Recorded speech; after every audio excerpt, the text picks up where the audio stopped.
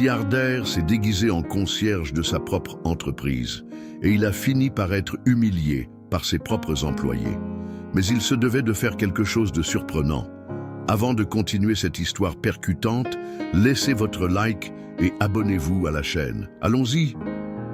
Henri, le milliardaire, en avait assez de vivre entouré de cadres et de conseillers. Il se demandait souvent comment mes employés se sentent-ils vraiment. Pour lui, la réponse était lointaine, cachée sous des couches de formalité et de hiérarchie. Puis, par une matinée ensoleillée, il a décidé qu'il était temps de changer cela de manière radicale. Henri élabore un plan.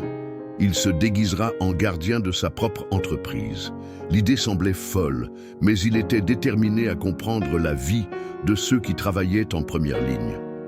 Habitant de concierge, casquette et balai à la main, il se transforme en Luc, un ouvrier ordinaire. L'adrénaline coulait dans ses veines alors qu'il franchissait la porte arrière de l'entreprise, ressentant un mélange de nervosité et d'excitation. Le premier jour, Luc a commencé ses tâches. Nettoyer les couloirs, vider les bacs et même aider certains employés à retrouver des documents perdus.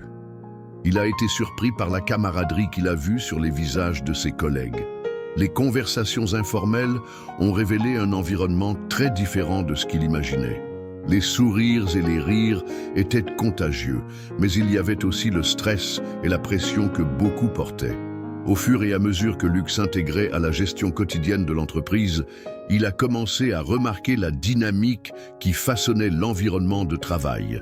Les employés ont partagé leurs frustrations, leurs défis et surtout leurs aspirations. Henri, qui vit maintenant sous le nom de Luc, était sur le point de découvrir que la véritable essence d'une entreprise va bien au-delà des chiffres et des bénéfices.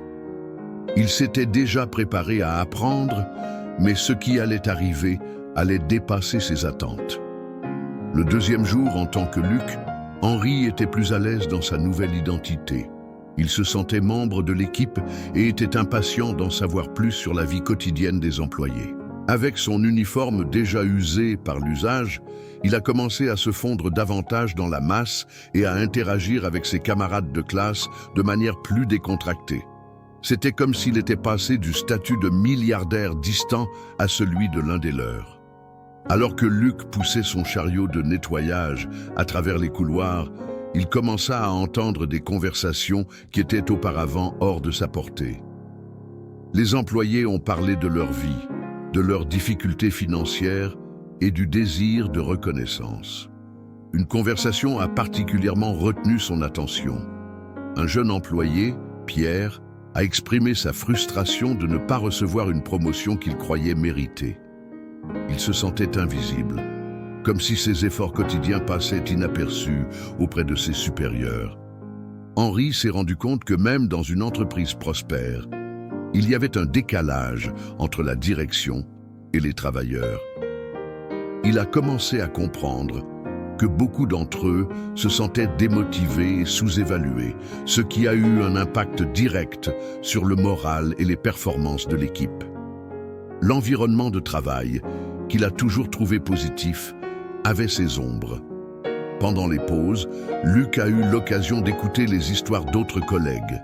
Il a remarqué que malgré les différences de rôle et de responsabilité, il y avait un désir commun. Tout le monde voulait être écouté et valorisé. Cette prise de conscience a commencé à changer la façon dont Henri voyait son entreprise et le rôle qu'il y jouait. La journée avançait et, au fur et à mesure que Luc travaillait, il se sentait de plus en plus lié à ses collègues. C'était comme s'il avait été gratifié d'un tout nouvel aperçu de la culture de l'entreprise. Mais ce lien a également fait ressortir un sentiment de malaise. Il a commencé à se demander s'il était prêt à relever les défis qui se présenteraient à mesure que son expérience de concierge s'approfondissait. Qu'allait-il découvrir d'autre sur sa propre entreprise et sur lui-même? Le troisième jour, comme Luc, commença avec un air d'attente. Henri, encore plongé dans sa nouvelle identité, était curieux de voir comment ses interactions précédentes allaient façonner la journée. Il était déjà devenu un visage familier pour de nombreux employés, et les conversations devenaient plus profondes et plus significatives. Des relations se formaient, et c'était quelque chose qu'il n'avait jamais vécu dans son poste précédent. Tôt le matin, alors que Luc nettoie la cafétéria, il tombe sur un groupe d'employés qui discutent avec animation. L'une d'entre elles, Camille, a parlé de ses difficultés à concilier vie professionnelle et vie personnelle, notamment avec ses jeunes enfants à la maison. Sans hésiter, Luc s'est joint à la conversation, écoutant attentivement et partageant quelques mots d'encouragement. Il a senti une véritable connexion se former, quelque chose qu'il avait rarement expérimenté dans sa vie de milliardaire. Cependant, l'atmosphère a rapidement changé. À un moment donné, un cadre supérieur, Michel, est entré dans la cafétéria. Il était visiblement agacé et a commencé à critiquer le personnel pour ne pas avoir gardé l'espace propre. Les regards de déception et de peur des employés étaient palpables. Luc, toujours avec le balai à la main, observait la scène, réalisant combien la pression pouvait déshumaniser l'interaction entre les niveaux hiérarchiques. Michel, ignorant qu'il se trouvait lui-même en face du propriétaire de l'entreprise, s'adressa à Luc avec condescendance, lui ordonnant de nettoyer une zone spécifique plus efficacement. L'humiliation a été instantanée et les collègues de Luc ont échangé des regards inquiets. Henri sentit un nœud dans son estomac. La scène était inconfortable et révélatrice. Il s'est rendu compte que malgré tout le pouvoir et l'influence qu'il avait, la réalité vécue par ses employés était souvent marquée par le dédain et le manque de respect. Après l'épisode, Luc s'est éloigné vers la salle de bain, où il a eu un moment de réflexion. Il commençait à comprendre que le vrai leadership ne consistait pas seulement à être au sommet, mais à créer un environnement où chacun se sentait valorisé. Cette expérience, bien que douloureuse, était exactement ce dont il avait besoin pour ouvrir les yeux sur sa culture d'entreprise. Ce qu'il ne savait pas, c'est que cette expérience d'humiliation l'emmènerait dans un voyage encore plus profond d'auto-évaluation et de changement. Maintenant, je veux une seconde de votre part qui regardez cette vidéo. Abonnez-vous à la chaîne pour ne pas manquer des histoires incroyables comme celle-ci en continuant. Après l'incident à la cafétéria, Henri, comme Luc, se sent ébranlé.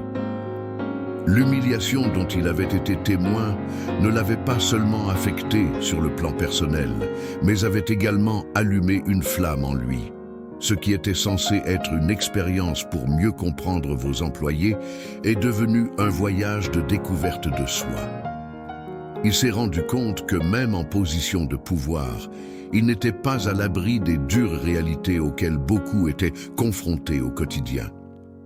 Le reste de la journée, Luc s'est consacré à ses tâches, mais cette fois avec une nouvelle perspective.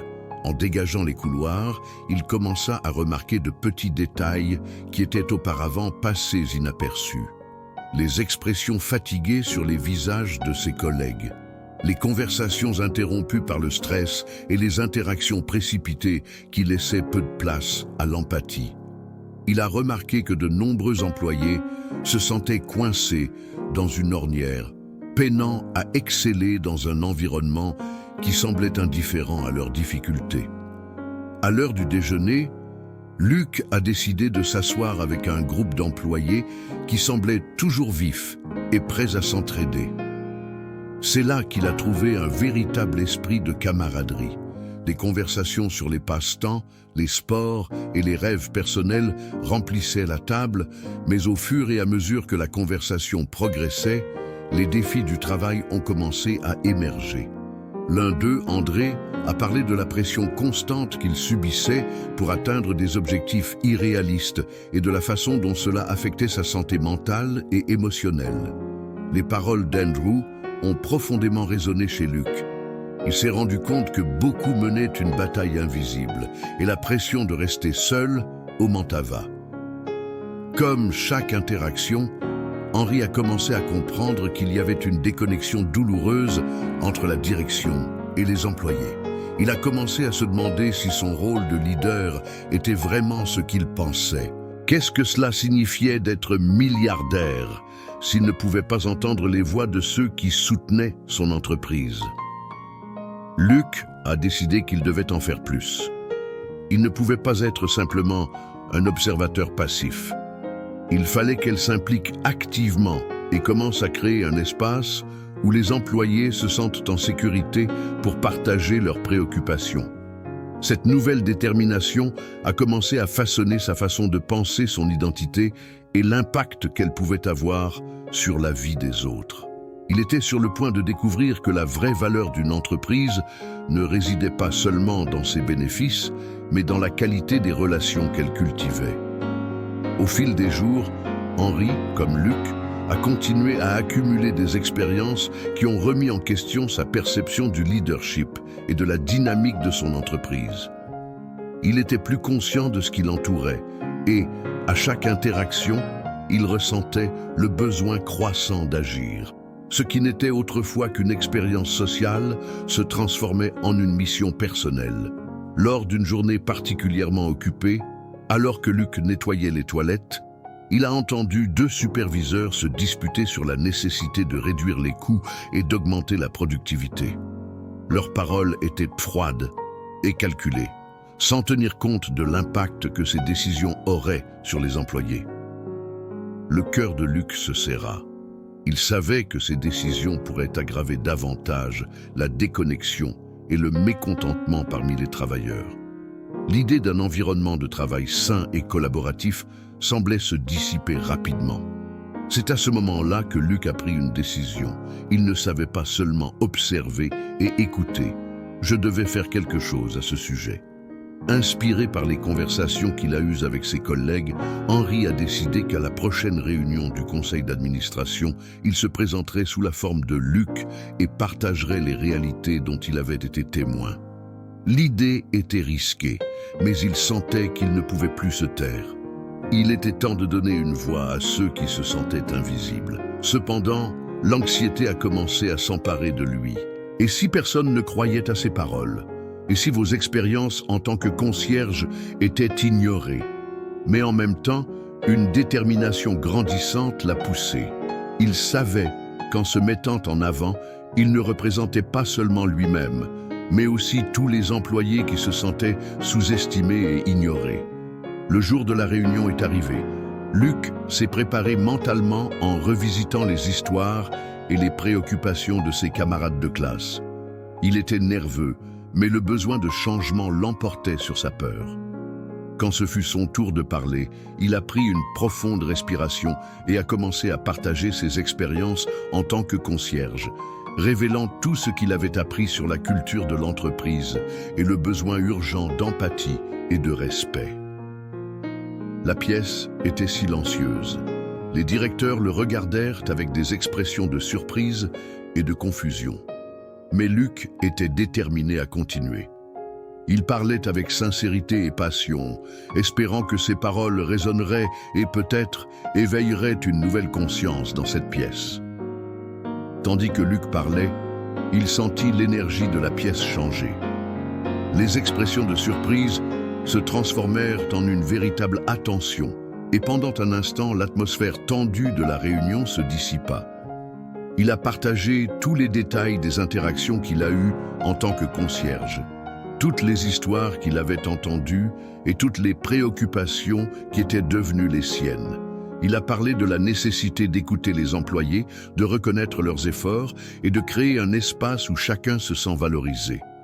Lorsqu'il eut fini, un profond silence flotta dans l'air. Les directeurs semblaient digérer l'information. Finalement, Michel, le cadre qui avait humilié Luc à la cafétéria, rompit son silence. Avec une expression qui mêlait surprise et réflexion, il commença à poser des questions. D'autres directeurs se sont joints à eux et lui ont demandé quelles étaient les idées et les suggestions de Luc pour améliorer la culture de l'entreprise. Luc sentit l'adrénaline parcourir son corps. Il n'aurait jamais imaginé que ses paroles auraient un impact aussi profond. Il a commencé à présenter certaines idées qui ont émergé lors de ses conversations avec les employés. telles que la création d'un programme de rétroaction anonyme et la promotion d'événements d'intégration entre les différents niveaux hiérarchiques. Il a suggéré à l'entreprise d'investir dans une formation qui non seulement développe les compétences professionnelles, mais favorise également la santé mentale et le bien-être des employés. À la fin de la réunion, une nouvelle dynamique s'est mise en place. Les directeurs étaient ouverts à discuter des changements et, plus important encore, ils étaient à l'écoute. Luc ressentit une vague d'espoir. Ce qui aurait pu être un moment d'humiliation s'est transformé en une opportunité de transformation. Il savait qu'il y avait encore beaucoup à faire, mais le premier pas avait été fait. Après la réunion, alors qu'il retournait à son poste de concierge, il remarqua que l'atmosphère dans l'entreprise commençait à changer. Les conversations étaient maintenant plus ouvertes et il y avait un nouveau sentiment de camaraderie parmi le personnel. Il a commencé à voir des visages souriants et à entendre des rires, ce qui ne s'était pas produit depuis un moment. Henri se rendait enfin compte que son expérience en tant que Luc avait non seulement changé sa perspective, mais qu'elle commençait également à façonner la culture de l'entreprise. Il était en passe de devenir un leader qui se souciait vraiment de lui et, plus important encore, il était sur le point d'entamer une transformation qui pourrait profiter à tous ceux qui l'entouraient. Mais il savait qu'il avait encore besoin de courage pour relever les défis qui l'attendaient. Il était temps d'agir et de mettre en œuvre les changements qu'il savait nécessaires. Dans les jours qui ont suivi la rencontre, Luc s'est rendu compte que la transformation qu'il avait tant désirée ne faisait que commencer. Les retours positifs des dirigeants et leur volonté de prendre en compte leurs suggestions étaient encourageants. Mais un véritable changement nécessiterait un effort collectif et surtout une communication constante entre tous les niveaux de l'entreprise. Henri décida qu'il avait besoin d'un plan d'action. Il a commencé à rencontrer un petit groupe d'employés qui sont devenus ses alliés dans la mission d'améliorer la culture de l'entreprise. Ensemble, ils ont discuté d'idées et de stratégies pour mettre en œuvre les changements proposés. L'équipe était diversifiée et composée de personnes de différents départements, chacune apportant ses expériences et ses perspectives uniques. Cette diversité a apporté une richesse d'idées et un sentiment d'objectifs communs. Luc et son groupe ont proposé la création de cafés d'idées, des rencontres informelles, où les responsables de tous les niveaux pourraient se réunir pour discuter de leurs idées et de leurs préoccupations. L'objectif était de créer un environnement sûr et accueillant où chacun se sentait à l'aise d'exprimer ses opinions. Cela contribuerait à faire tomber les barrières entre les différents niveaux hiérarchiques et à promouvoir un dialogue ouvert. La première édition du Café de Ideias a été un succès. Les employés se sont réunis, ont partagé des histoires et ont discuté de propositions qui pourraient améliorer la dynamique d'équipe. Les conversations ont été animées et, à la surprise de Luc, de nombreux collègues ont exprimé leur désir de participer plus activement au processus de prise de décision. Il a senti qu'il créait enfin un espace où les voix des employés étaient valorisadas. Comme au fil des semaines, le changement de culture de l'entreprise a commencé à se manifester. Les employés étaient plus engagés et motivés et les taux de roulement ont commencé à baisser. Henri s'est rendu compte que l'environnement de travail devenait plus collaboratif et respectueux.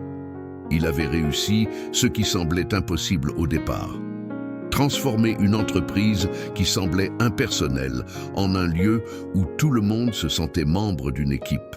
Mais malgré les progrès réalisés, Luc savait qu'il restait encore des défis à relever. Il a dû faire face à la résistance de certains réalisateurs encore coincés dans de vieilles habitudes et idées. Il était temps de montrer que le vrai leadership n'était pas seulement une question d'autorité, mais d'inspirer les gens à se rassembler pour un objectif commun. Comme cette détermination à l'esprit, Luc a décidé qu'il était temps de se lancer à nouveau, cette fois pour mettre les directeurs au défi d'adopter un nouvel état d'esprit. Il était prêt à franchir une étape encore plus audacieuse dans son parcours de transformation. Et, si vous n'êtes pas abonné à la chaîne, abonnez-vous dès maintenant afin que vous puissiez rester dans toutes les vidéos de la chaîne. Merci. Luc savait que la prochaine étape de son parcours de transformation nécessiterait du courage et de la stratégie.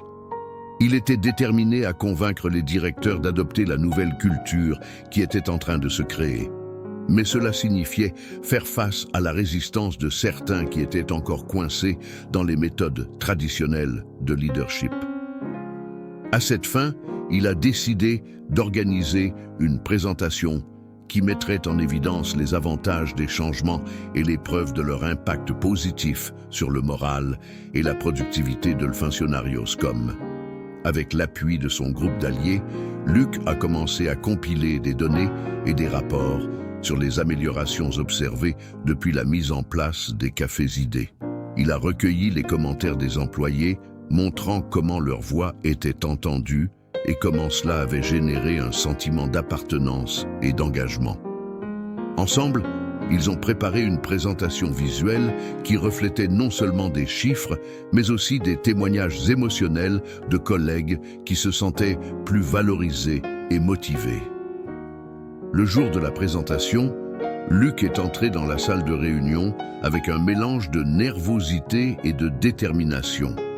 Il savait qu'il représentait la voix de nombreuses personnes et que son message était essentiel pour l'avenir de l'entreprise. Tandis qu'il parlait, les directeurs ont commencé à s'y intéresser. Luc a présenté les données et les témoignages, soulignant comment un environnement de travail inclusif et respectueux a non seulement amélioré la satisfaction des employés, mais aussi augmenté la productivité et la rétention des talents. Cependant, le tournant s'est produit lorsque Luc a demandé à tout le monde de regarder au-delà des chiffres et de voir les gens derrière eux. Il a partagé l'histoire personnelle d'un collègue qui a rencontré des difficultés, mais qui, en se sentant écouté et soutenu, a pu surmonter ces défis. Ce lien émotionnel a semblé trouver un écho chez les réalisateurs, qui ont commencé à réaliser l'importance de cultiver une culture d'empathie et de respect. À la fin de la représentation, il y eut un moment de silence. Les directeurs échangèrent des regards, méditant sur ce qu'ils venaient d'entendre. Finalement, Michel, qui avait été si critique auparavant, a levé la main. Il a reconnu la nécessité d'un changement et a proposé une nouvelle initiative, soutenant l'idée d'une série d'ateliers sur le leadership empathique et la gestion d'équipe. Luc ressentit un élan de soulagement et de satisfaction.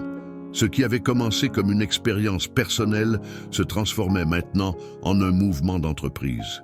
La résistance se dissipait et l'ouverture au changement était palpable. À la fin de la réunion, Luc a quitté la salle avec un sentiment d'espoir renouvelé. Il savait que le chemin à parcourir serait encore difficile, mais la graine de la transformation avait été plantée. Avec le nouvel état d'esprit qui commençait à s'épanouir, Luc était prêt à travailler côte à côte avec ses collègues et ses directeurs, construisant une entreprise où tout le monde se sentait valorisé et respecté. Il était devenu non seulement un gardien, mais aussi un véritable agent de changement. Avec l'acceptation des nouvelles idées par les directeurs, Luc a senti que la transformation de l'entreprise était enfin en marche. Les initiatives proposées ont commencé à être mises en œuvre rapidement.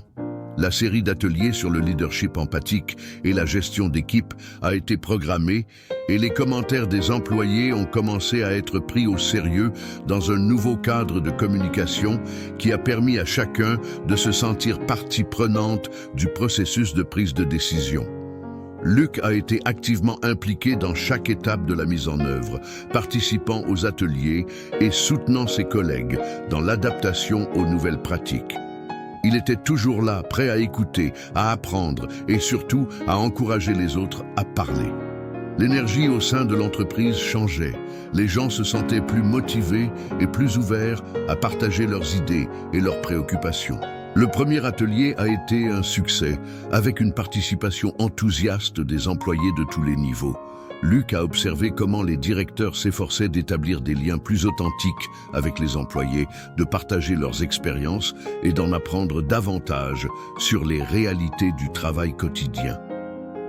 Cette interaction a commencé à démanteler les barrières qui existaient auparavant, et la confiance a commencé à s'épanouir. Au fur et à mesure que les initiatives se répandaient dans l'entreprise, Luc s'est rendu compte que la transformation ne se limitait pas à l'environnement de travail. Cela affectait tous les aspects de la vie des employés. Les conversations sur le bien-être et l'équilibre entre vie professionnelle et vie privée sont devenues monnaie courante et beaucoup ont commencé à se soutenir mutuellement, créant ainsi un véritable réseau de solidarité. Cependant, tout n'était pas rose.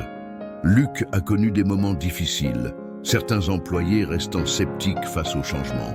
Certains pensaient que tout cela n'était qu'un coup de publicité et que la direction reviendrait bientôt à ses anciennes habitudes. Ces sentiments ont obligé Luc à rester vigilant, toujours prêt à écouter et à répondre aux préoccupations de manière honnête et transparente. Pour dissiper ses doutes, Luc a décidé d'organiser une réunion ouverte où tous les employés pourraient exprimer leurs opinions et poser des questions directement au directeur. Il voulait s'assurer que la communication était bidirectionnelle et que tout le monde se sentait partie prenante du processus de changement. Au cours de la rencontre, Luc a été impressionné par la volonté des directeurs de répondre aux questions et de clarifier les points de vue des employés. Ce geste d'ouverture a eu un impact positif. Les gens ont commencé à sentir que leur voix comptait vraiment et le scepticisme a commencé à se dissiper. Luc s'est rendu compte que la construction d'un nouvel avenir pour l'entreprise était un effort collectif et que tout le monde avait un rôle à jouer dans ce processus.